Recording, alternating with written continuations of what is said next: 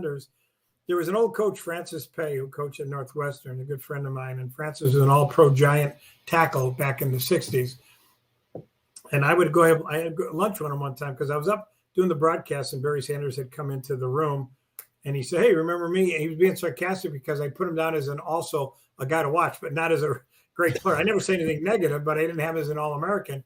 So I went back, when I got back to Chicago, I told Francis Pay, I said, geez, I said, Barry is still upset that I didn't make an All-American in high school. And he goes, you're upset. Or he goes, Barry's upset. He goes, I brought him into Northwestern on an official visit with his older brother, Byron, who was a junior college running back. And he goes, we coaches get together. We couldn't make a decision. I just finally said, let's take the bigger one, Byron, and let Barry go home with no offer. He goes home, no offer from any college. But Thurman Thomas was there as a freshman at Oklahoma State. He was already all everything as a freshman. So nobody wanted to go to Oklahoma State and sit on a bench behind Thurman Thomas. So they needed some backups. So that's why they went after Barry Sanders. And now they act like it was a great decision. We scouted him. No, they just took him because they needed depth at running. They took Barry. And same thing with Drew Brees at Purdue.